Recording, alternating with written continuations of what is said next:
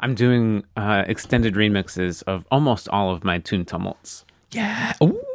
Yeah, I'm Ooh. so Cameron and I are so I've talked many times about the Above and Beyond Weekender at the Gorge. Mm. Favorite event of all time. It's amazing. I love it. And it's not happening this year, and I want it to happen this year. So Cameron and I are making it happen this year. We are Manifest it into existence. we're putting on a little weekend festival at the beach. Be the weekend And festival you want to see in the world.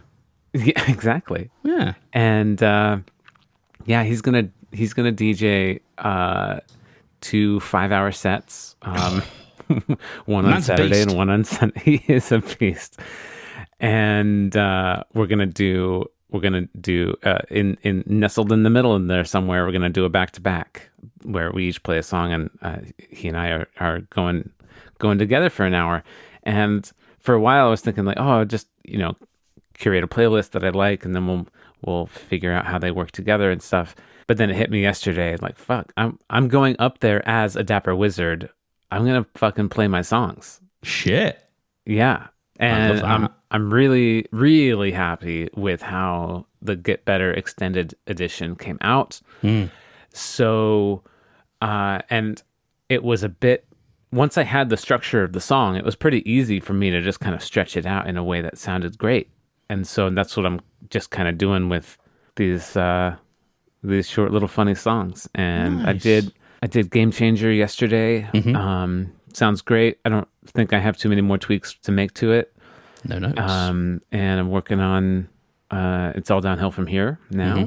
And then I'm definitely gonna do I don't know if I'm gonna do I Interrupted You First.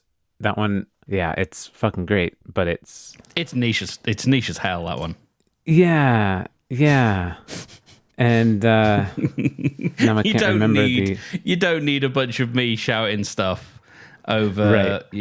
no, that's not what the world needs. Well, I don't know. I don't know about that. Read. I mean, yeah, actually, Free Speech is the one I think I might do. Because that sample of you doing that is fucking dope. Free speech, free speech, free speech. It's- so yeah, I'm excited about that. That is very cool. Yeah. So in addition to having fun, just putting up speakers and a canopy and like being on the beach and just having a fun dance party, I actually met a bunch of people to invite to the Weekender, and we're spelling it capital W capital E Ekender. Ah, Weekender. weekend. Weekender. And so last weekend I went to the Ecstatic Dance Brotherhood retreat, which was incredible. There's about 22, 25 guys there, and everybody had this big open heart. And we danced together. We did rituals together. There was a ritual where we were in a yurt in a circle, and one guy would come to the center and like be processing something that's going on in their life. And there's four facilitators, and they would be around him, and they'd be like standing, bracing themselves and putting their arms out and stuff, and like, asking for permission, like, can we touch you, and doing all this stuff, and they're prompting them to speak more about it and to probe and to like get the emotions going and everything. And so then the guy processing is like physically pushing against these other guys, and like getting the rage out, like getting this emotion out up in front and forward, and like pushing on people, and like really like some of the guys, like it was one guy and he was pushing all four of the other guys back. It was really intense, and they would do different. Yeah, for each person that came up, there was just a little bit different depending on what the person needed. After the first person went up, they were talking about their mom and their sister and some struggles there, and it really moved me, and they could tell. And so they were like reached out to me. I was like, hey, do you want to go up next? And I wasn't expecting to go up because I wasn't until that moment really feeling much activated. I wasn't thinking I'm bringing this here and I need to process this. I was just kind of going for the experience and for the dancing, and but I was so moved that I shared that I was moved, and they're like, "Oh, I can see that you're really activated." So they brought me up, and I was doing the pushing, and I was doing the expressing. I was like sharing. I was venting stuff that I didn't even know I had in me, and it was just flowing out. And at one point, they could tell that I was pretty fatigued, and they're like, "Oh, do you want to lay down?" And then and I was like, "Yeah." And I got to that, they were like, "Or do you want us to lift you up?" And I was like, "Oh, I want that more than anything." I It wasn't until that moment that I realized that that was something like I've kind of always wanted to crowd surf. I've always wanted to be lifted up and held, but as a bigger man, I've always felt that that was not an option for me, and like kind of just like wrote that off as like I can't do that. It won't. That would be bad for me and for them. But I know that like both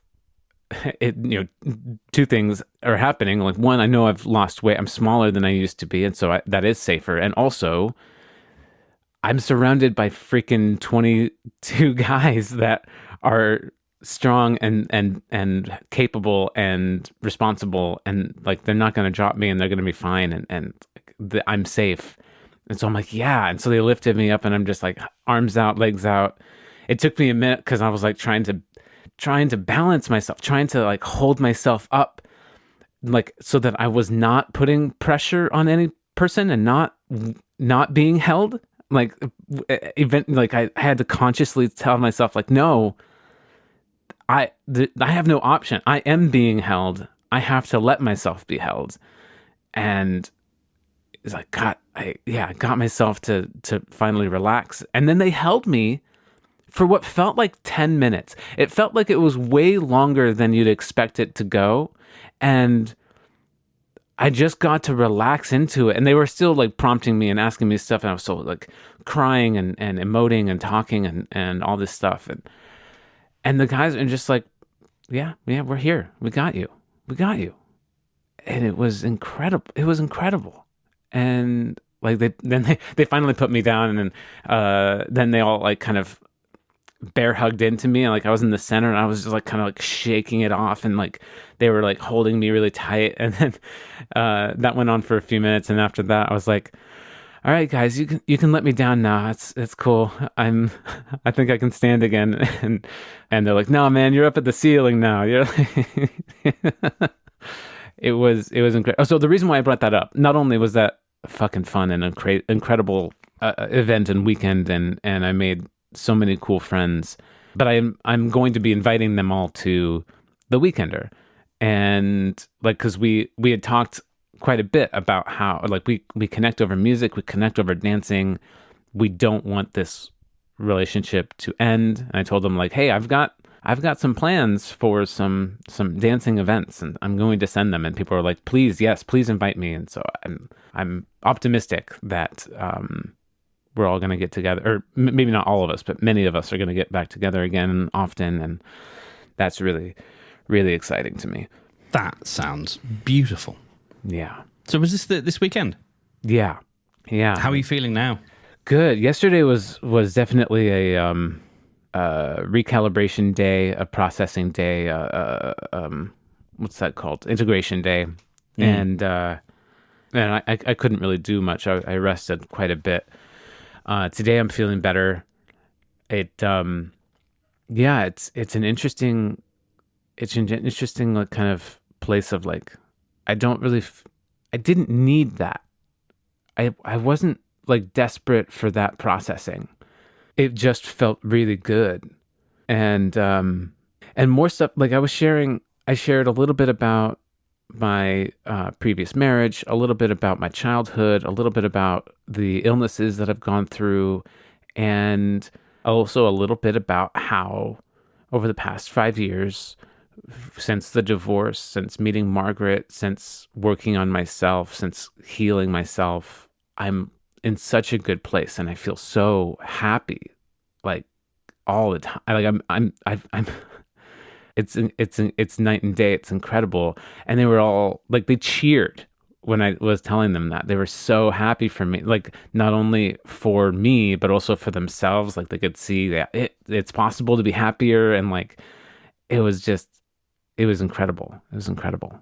Yeah. That's wonderful. How many days was it? It was around 22, 25, somewhere around there. It was probably 20. It was probably around 25 with the facilitators. So it was probably 21 guys there, something like that. Wow. Yeah, it was out in the Columbia River Gorge, in southern Washington, and yeah, it's incredible woodsy property with a creek and a dance floor, and the two things you find in nature. And yeah, and you're in the like areas to camp and stuff. And I just got this portable battery from my mother-in-law, who she had a portable battery like that you could plug in an AC outlet to, and like a full full power thing. Bank. Yeah, and she used it. She used it when we had a power outage with a hairdryer to unfreeze her pipes, but it blew a fuse within the battery pack, and it didn't work anymore. And so she bought a new one, and I was asking her, like, unknowing of this, I was like, "Hey, can I borrow that battery? Because I want to use it to charge some speakers and stuff while camping."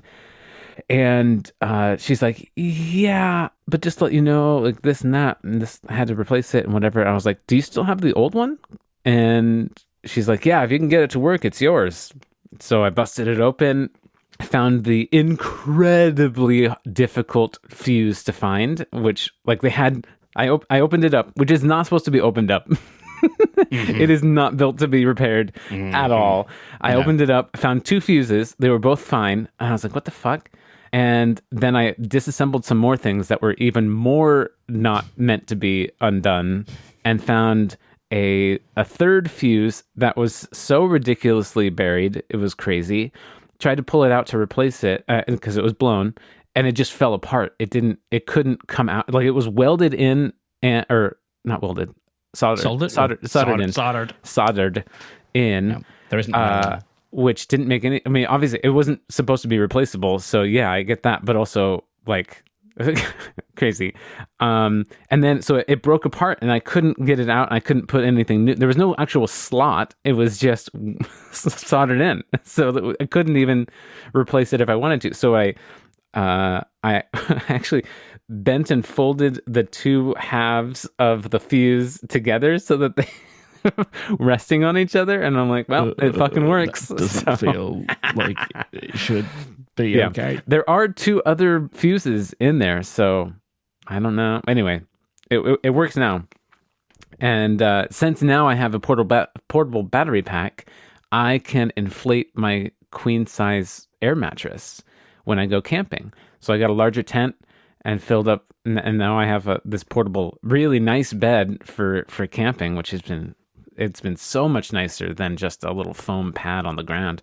And yeah, we did that the weekend before last and last weekend we went camping, and or I went camping and used that, and that was really great. Next stop, mini fridge.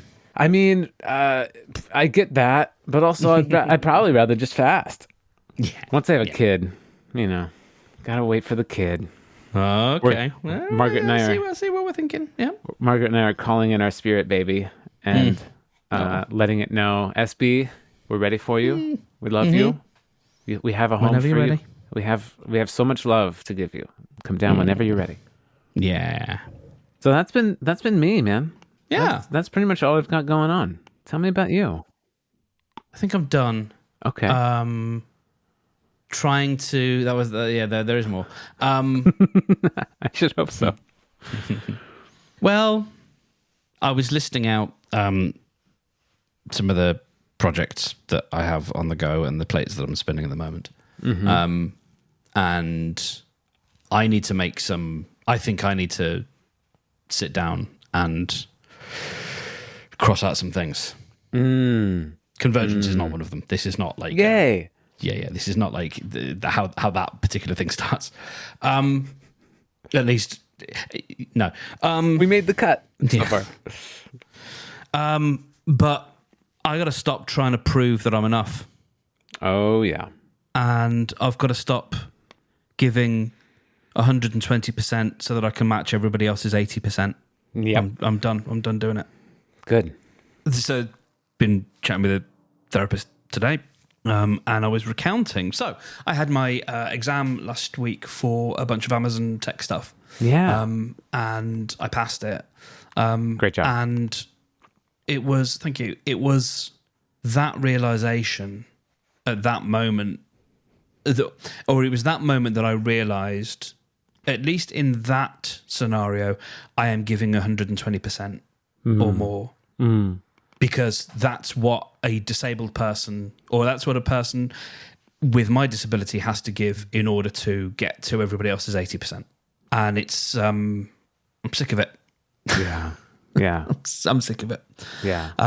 So I did. So I there is a form when you sign up for the exam that you can ask for extra like dispensations or whatever, so you can get extra time and various things.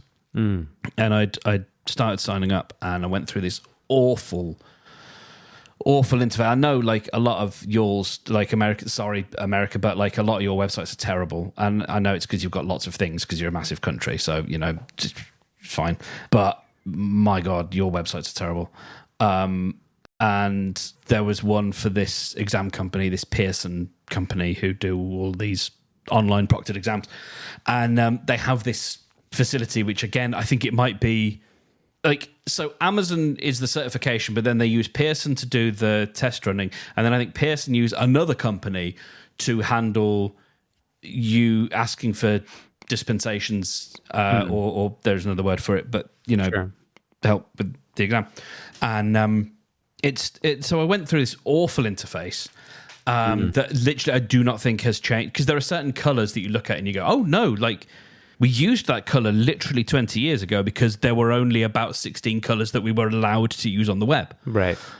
We don't use that color anymore because it's awful. This like cyan sort of, like we don't use it anymore because we've got more colors now, but it was one of the 16 like web colors that we were allowed to use. So I went through this form, and then one of the things it asks you to do, it demands that you do, is upload proof of your disability. And I'm like, Oh my God. so I take myself over to Pages on the Mac, and it's got to be like a PDF or a Word doc, and I write a document that says, because you have to submit something, so I write a document that says, I don't have to prove anything to you, calm down, this is for a badge on a website. Save, export to PDF, upload that. Just because fuck you. Yeah. Right? Just because fuck you. Like I got put all the other information in. I explained what I wanted, and all I wanted, I didn't want extra time. I was like, I'm not going to, because again, I'm used to 120% to match your 80%, used to it, fine, whatever. Right. Just allow me this one dispensation that I'm going to have to look closely at the monitor. I hope you can be okay with that. And so that wasn't permitted. Because then it turns out you get like a confirmation email that comes back, and then it says, hey, just so you know, if you've already booked an exam, this is invalid. Like it didn't mean anything. So well done, but like it didn't count because you've already booked an exam. Great. Okay, cool. Thanks for letting me know that now. Yeah, I'm sure it was in some small print somewhere. I'm sure. Anyway, Sure. Yeah. I then go off and I do a sample exam, practice exam, and I do more than well enough on that, and I'm like, I'm feeling okay about it. And then I go off and I have a meeting with someone, and that's a whole thing, just navigating new spaces. As a disabled person, it turns out I got the cafe wrong, like I did their procedure wrong. I didn't get caught, but I realized halfway through, like, I just stole a table. Like, you're not supposed to do that. You're not supposed to just sit down at a table. You're supposed to wait here to be seated and all that stuff, and I just stole a table. And all that stuff, and then I have to convince this person I've used a card reader before because they've got some weird thing, and just all the shitty little things that go on that go towards being a person with a visual disability that is invisible. And these are just the things you have to just live life. Yeah. And I have a lovely meeting, have some cake, come home, get ready for the exam, and I go through the online process of you have to go through this thing on the phone. You have to take photos of yourself and photos of your ID and photos of your desk so that they can make sure there's nothing on it. Oh, sure.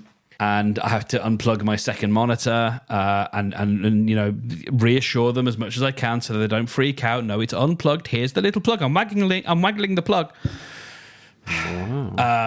And literally this poor nice Indian woman in a call center somewhere who's probably got like 20 other people to see. Yeah. She's walking me through, and I'm literally grabbing my webcam and showing her the whole room. Yes, I can see your fan there. Yes, I can see your bottle of water.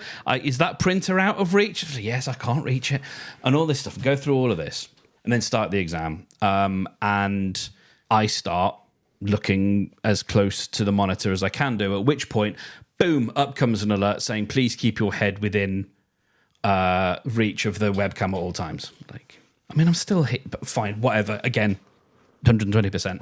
So I sit back, and then because the exam system, it takes over your whole screen. It's basically corporate, what John Siracusa calls corporate malware. Yeah. And so you have to install this virus on your machine that monitors what you're doing. Yeah. Which then doesn't have the ability to change text sizes, because why would it? Of course. So I'm then having to, thankfully, the Macs are pretty good. I was able to sort of zoom in, but then what I'm doing is I'm basically sitting back here, and then I'm zooming in so that I can remain in shot, in view at all times, look natural, look normal, not freak this poor woman out. Yeah. And then start reading, this massive text on my screen, scanning from left to right. Okay, there's moving the mouse so that I can because when you're when you're increasing the screen, obviously you've increased the size of the screen, and so the physical screen doesn't get bigger. Your window gets smaller. Yeah. So I'm moving the mouse and navigating. Okay, that's the end of that line. All the way back like a typewriter. My mouse goes all the way back so I can read the next line, and all of this, and I do it, and I get through, do all the 60 questions. I've got an hour and a half, 60 questions. I'm like, cool, right? I've pretty much, I've thought about the ones that I don't know, but I'm just going to go through it again because I've got the time. Let's just go through it again.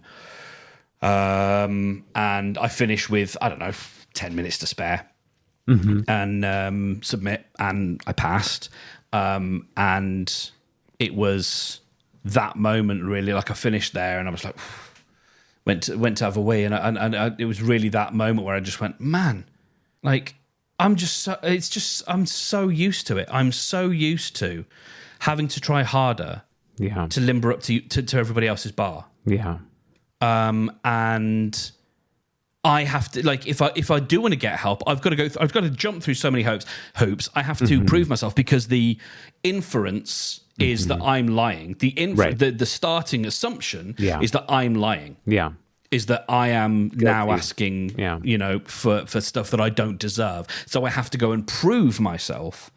I'm fucking done with it. And it's not just in systems. And so I'd been talking to my guy saying, like yesterday, Monday, as we record, I had really good intentions. I had a really nice breakfast. I'd pre-made a bunch of like a filling for pita breads. We had like eggs and bacon and spinach and like really nice.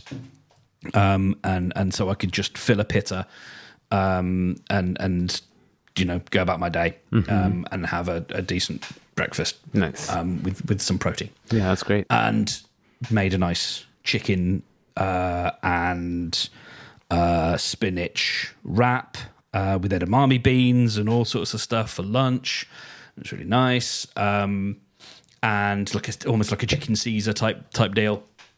Got home and immediately, like, I started cooking dinner, and I just started pulling shit out of the fridge and just eating, and as I'm cooking and getting distracted and watching things and then eating a little bit more, and it's like, and then I eat this full meal, and then it comes to about 9 o'clock, and then there's this, like, I made this sort of like, I thinly sliced a bunch of, it's really nice potatoes. I can't remember if they're Maris Piper, but there's a particular species of potato. That are just they work so well for like chips and for various things. They're just really, really nice and tasty. So I thinly sliced them.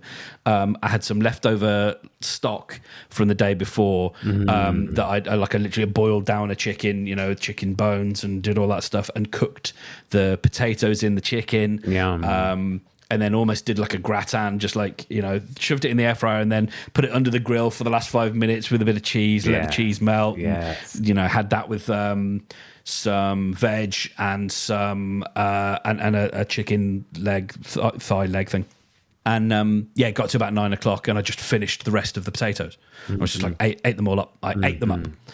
And so I was telling my therapist all about that, and then I told him about the Amazon thing, and he went, "When did you eat the potatoes again?"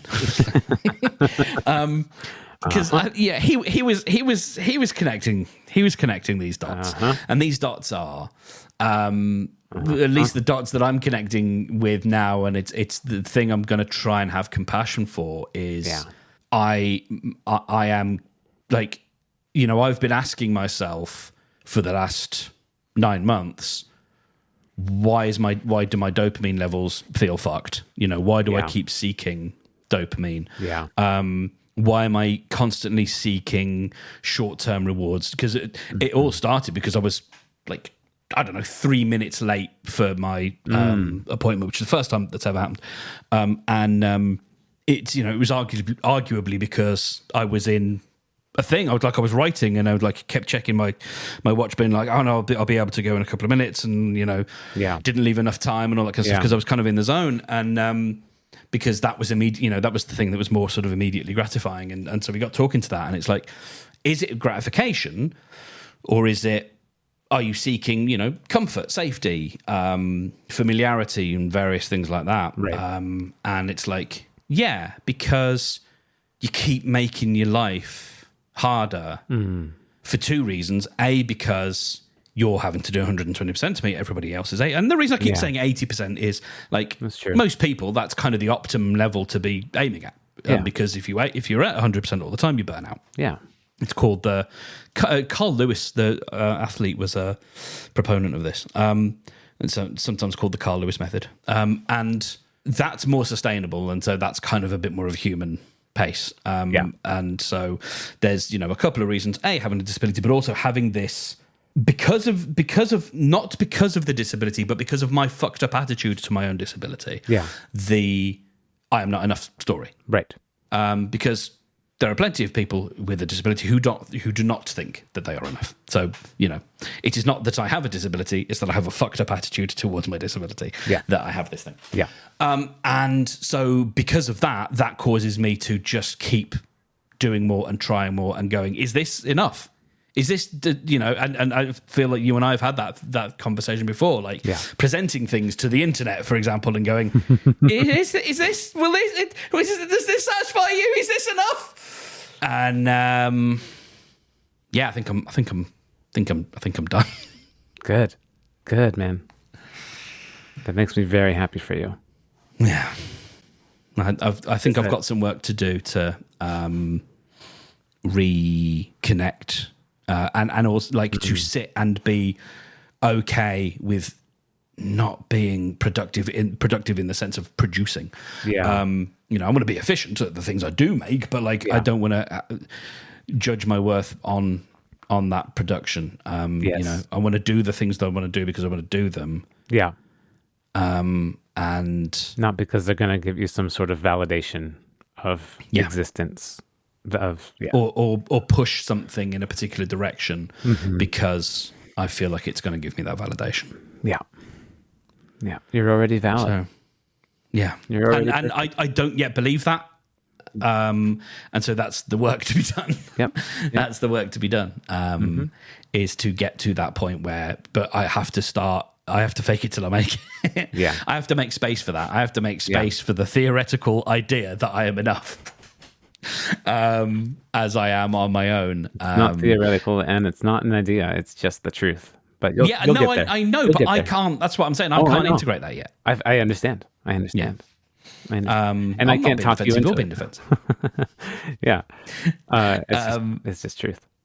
And you know, and then there's the like you add on, and I'm interested in your relationship with this. The word childless has been thrown about, it seems, in sort of internet circles more like as this like accusation almost. Yeah. You know, in just the same way that we believe a person's default position is that they should have a job, which, you know, I think you and I would like to live in a world where that isn't the case. Yes. There is also this like position, and you know, that's aside from whether you want to have kids, that's a different thing, Right. And you do, but there is that, you know, I don't think I do. And so there is also that story of like, it gets to the end of the night and there's that guilt of like, well, lots of my friends have things to attend to. They've got a family to run. And so I can't just, you know, I shouldn't be sitting here idling my time away, playing video games or watching Race Against Across the World or whatever. Right. Because, you know, my brother's got to put the kids to bed. So you know, there's all. Are you saying you don't feel deserving of that free time because other people around you or near you that you compare yourself to have obligations that forces them not to do that? Is that something like that? Yeah, because and you'll get there when you have kids. It does happen. There is this like, oh, must be nice for you, like. I think it comes to all parents. Doesn't matter how nice you are, doesn't matter how whatever you are, empathetic, compassionate. Sure. I think there is a switch that gets flipped because, you know, you've got a hell of a lot of sleepless nights. You're worried all the time. You're like, so of course you're going to look at someone else's life and go, oh, must be nice for you to have a free evening. SB, we can't wait for you to be here. You're going to be amazing, and we have tons of room and space for you. Yeah. And you're choosing this. Yeah. And that's the other thing. It's like, yeah, when people come at me, bro, with that, like, I'm like, no one forced you to have a kid. Like, you chose to have a kid. You wanted this. Oh, yeah. This is the life you chose. Like, you know. But yeah, you know, there are stories, there are things that go around the head that are like, well, there should be something, you know, there should be something you should be doing to either better yourself or better, whatever. Which I think is aside from the stuff I'm doing with the CIC. I think that's aside from what I'm doing with the community stuff. Yeah. With the singing group. Yeah. Because that's come from, I want to do it, like, as opposed to, you know, oh, this is what the world needs. It's like, I want to do it. And actually, I think there is a way in which this does give the world a tiny little bit of what it could use. Yeah. And so, like, that feels like it's coming from the right place. And, you know, I built it around something that I wanted to do, which is I just love the idea of getting the piano and let's all gather around and have a sing-song and let's sing fun songs. Like, I'm not doing a worthy, let's all sing madrigals or African spirituals. Like, no. I want us to sing I'll Be There For You. You know, like that's what I want to do, and I want us to sing like Four Non-Blondes. What's going on? And you know, all that kind of shit because it's fun. And if it also means that people can get out of the house and do all the things, then that's great. So that feels like it's coming from the right place. But there's a lot of other stuff. There's a lot of other stuff that I'm questioning and going, is this coming from the right place? It's a good question to ask. Yeah, man. I feel your emotionality and resignation and effort. I can see that you think that this is early days, right? It appears you're presenting as if you think this is early days in this journey. I think this has been a long time coming, and it's beautiful to see that you're going to work on no longer seeking validation from the internet as one part of that, at least, because that's not what the internet's for. It's not what it does. That is certainly a part of it. The seeking validation is a part of it. Yeah. Feeling enough. Feeling enough is the bigger part. Yeah, for sure. and being able to connect with that in a way that feels genuine, Yeah. Yeah. and doesn't come from a self-help book. Why is that important? Because it can come from a self-help book, but a lot of the language, like the only one that there's a couple of books that have really actually tapped into the core of me and have chipped away at stuff, not chipped away, but have got underneath something and gone, oh yeah, okay, we're actually getting underneath the machinery here. Yeah. One of them is the chimp paradox. Yeah. Very good sport, written by a sports psychologist. And then the other one is Self-Compassion by Kristen Neff, which a friend of mine suggested I read in 2020, I think, and that's been the other one, and that's a little bit more. That was before I sort of went all gooey and sort of woo woo and which I've got space for, and there is space for it, but there's also space for, like, for me, I need there to be a degree of. It can't all be sugar. There needs to be some salt in there. Yeah, for sure. Because otherwise it's just too saccharine. It's the best way I can put it. Like, there needs to be a little bit of edge, something in there. Yeah. And so that's what a lot of this, that was what was, I think, quite good about the Chimp Paradox is it had the right mix. I think, I think we talked about it before, like there's 2 or 3 too many metaphors in the book, but overall it's very, very good. Like, the brain is like a computer, but also it's a chimp, but also there's a dog. Like, there's a few, like 1 or 2 too many. But as a way of sort of speaking, it's plain spoken. I think that might be what I'm getting at. Yeah. Because a lot of the world in which, certainly the world I've experienced in the last few years, and like I'm going to keep like holding on to that word experience because that's a huge big thing. Because each one of our experiences, like how we experience things, you cannot refute someone's experience because that is how they experience the world. Yeah. But my experience of a lot of stuff over the last few years with things I've edited, things I've listened to, things I've attended, is that I'm having to go, what do you mean? You're just using these words like they're just, for me, they just feel kind of empty. And I know, like, yeah, I know what you mean when you say holding space, but every time I hear holding space, I just want to puke. It just feels like. Can we dig into that a little bit? Yeah, it's not the concept of it. Okay. It's almost the sense that so many of these words like should have like a little trademark symbol over it. It's the fact that they get adopted as almost these little tags, these little brand, and it's like, I'd rather you actually just told me like what the thing is. Like, I understand it can be a useful shorthand for certain things, but it just doesn't. It's not language that connects with me. It's and it connects with lots of people. It does, yeah. And I'm not missing out by not connecting with it. Like, I get it. I know. And it is for a certain number of people for whom that resonates. Yeah. And for me, I just go, tell me tell me what you're doing. Tell me what the like holding, like what do you mean? Like, I know you're using it as a shorthand, but actually I just want you to be more plain spoken.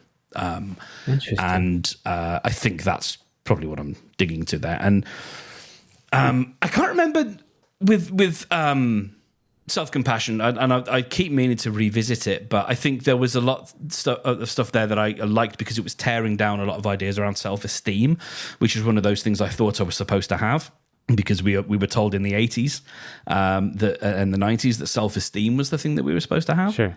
Whereas actually you don't need to hold yourself in esteem because you're already enough. Yeah. And I think there was something, because it was also given to me by a friend who's like has limited tolerance for like unplain speaking, and so it connected with me there, and now I have finished speaking. Yeah, I don't think I ever thought of holding space as a as a metaphor or as not descriptive enough. To me, I see it as like the person who is holding space, the person who is listening is like the word holding is interesting. That's effort. Holding is a task, and it's emotional effort to hold space for somebody's experience, trauma, share anything. And I don't know. That phrase does resonate for me as a kind gesture, as somebody being present and aware and actively participating in a connection. Yes, I think what it is. I think what it is for me, and many of these terms. I think there is and there's not much that separates us in terms of years, but I think I veer probably in mindset more on the Gen X, which is very concerned with authenticity, right? In the in the sense of not in the co-opted sense of what people now talk about when they mean authenticity, as in don't bullshit me. Don't give me this is jargon. This is because I think Gen Xers grew up in a time when business jargon was becoming it was really entering the. So there was a great TV show here, a satire, a newsroom satire called "Drop the Dead Donkey," and it was called that because. The dead donkey being a story about a dead donkey, which we're going to drop from the running order because we haven't got time. So drop the dead donkey. That's basically what it's kind of referring to. Okay. And it was the story of the back room of a news channel, and this news channel has just been taken over effectively by Sky, by Rupert Murdoch. So they've got their own Rupert Murdoch character, and we never meet him, but we meet his lackey. Who's come in, and he's called Gus Hedges. It's weird how many details of the show I remember, because if you ask a lot of Brits, they won't remember. It wasn't obscure, but it wasn't a show that everybody watched. Sure, it was a little bit of a cult, but I think better than it was received. So Gus Hedges is this he is the middle manager. He is the guy who's got the shirt that's a different color to his collar. That's always a sign of someone to be distrusted. If the shirt is a different color to the collar, that's always a sign that they're a bad one. And he just uses all of this, and this is mid 90s or early 90s, and he's using all of this management speak, and you've got this mix of people. All of whom are fucking cynical as fuck in this newsroom. Yeah.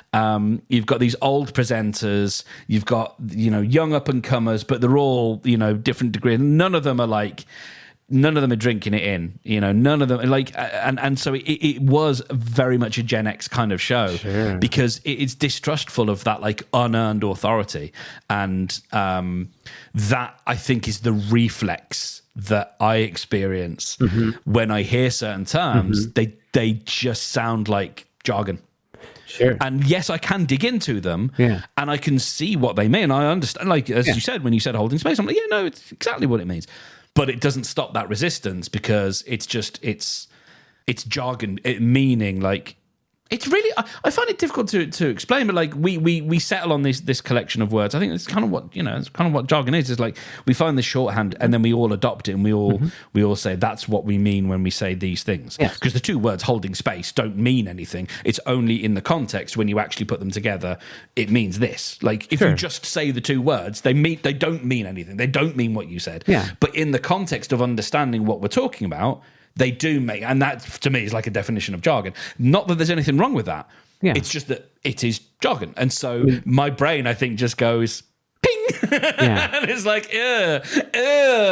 it has a kind of distrust of it. Do you honestly? And that's just my psyche. Hello, what? Do you balk at the phrase "It's raining cats and dogs"? No, that's not jargon. That is a it's not a cliche. It is there is a term for it. I don't think it's a cliche. Is it because it's coming from people who, whether earned or not, have some sort of authority? Is it because it's I think so. coming from a place of and there's going to be it's people not of the people. It's not vernacular.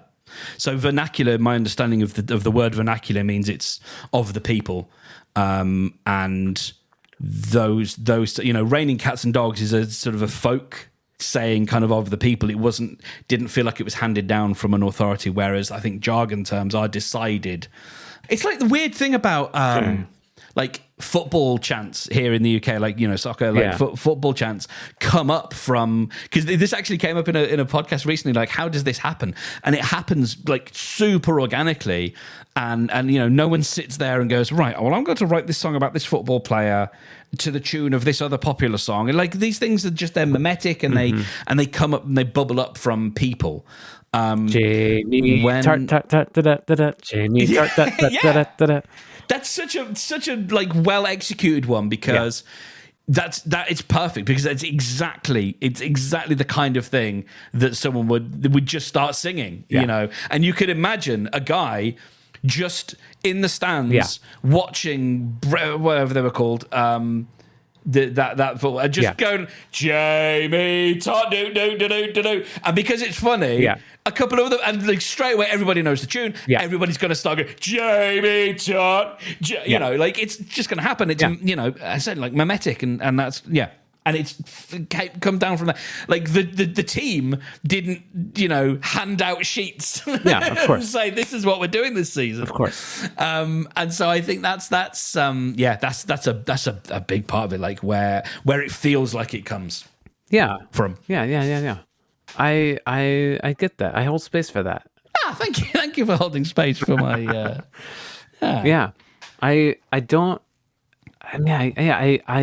I see the perspective. There's nothing that needs fixing. No, I'm not trying to fix anything. I'm just exploring. I've felt the difference in even just our couple years having that borderline of the millennial Gen X thing, and I can see that. Well, your explanation of that makes a lot of sense in the distrust. There's also a little bit of a UK-US divide thing as well. Sure. That comes up, and I often forget about that when there's certain things that I engage in, like again the same podcast where they were talking about football chants this morning. They were talking about how things like Patreon work a lot better in the US because you guys have much more across, painting with a broad brush, but much more of an idea of like, we like that, we support it, we'll throw some money towards it.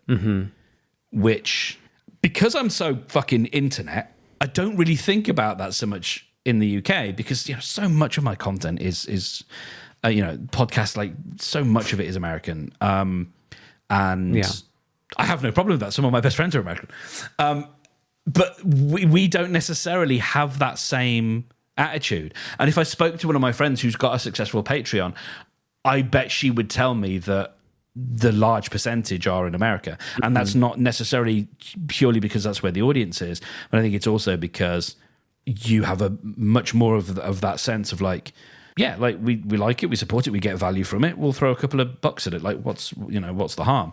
Whereas I think us in Europe maybe are a lot more like, no.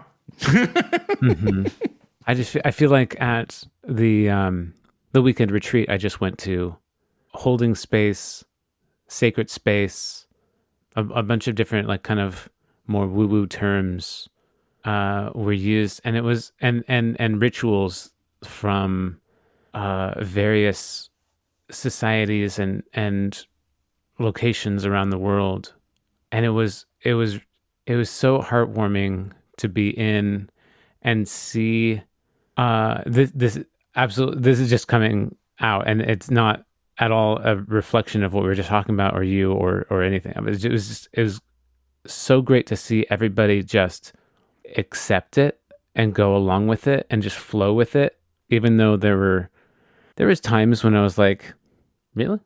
Or, oh, we're doing that or whatever. But we all just kind of dove in, and it was not only beautiful to see and experience, but I feel like all of the different rituals that we did had an impact on us. Like we walked away from them feeling changed, feeling different in a better way, more calm, more centered, more connected to ourselves and to our fellow brothers.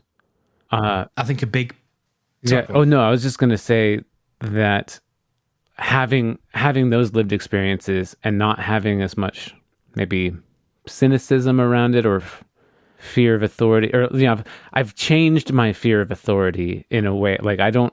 It's less of a fear, more of a distrust, but yes. Yeah. I mean, why would you? Yeah, exactly. I guess, I guess my lived experience is that, yeah, I distrusted authority for so long because they led me so astray and didn't help me when they said they would. And I had this lived experience that earned their distrust. And over the past few years, that has really changed. I have encountered people who actually have helped me, have held space in a way that was beneficial to me, and I've learned to trust it. And I wonder if that's part of the difference too. I don't know. I also think how you are brought into the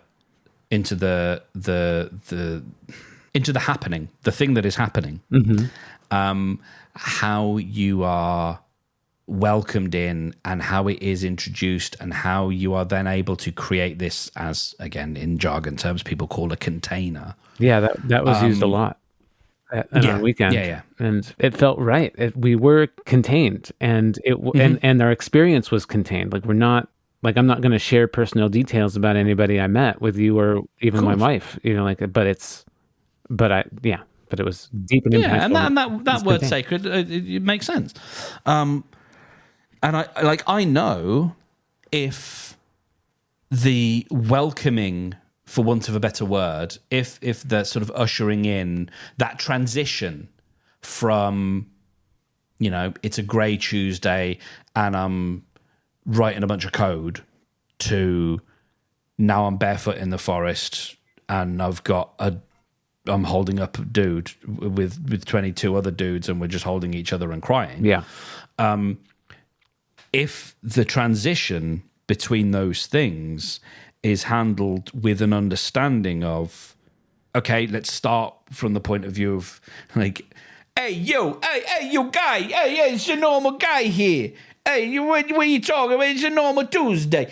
And then it's like it transitions into, and now we're in this sort of deep caring space where everybody's holding space and that like if that transition is made in a way that acknowledges the two worlds, and that once you're in this space, you can leave that other world behind. And the hippie things that I've been on, they do that pretty well. Like we all get in a big circle. Yeah. It all feels. What's nice is that and again, I think this is British thing or a European thing.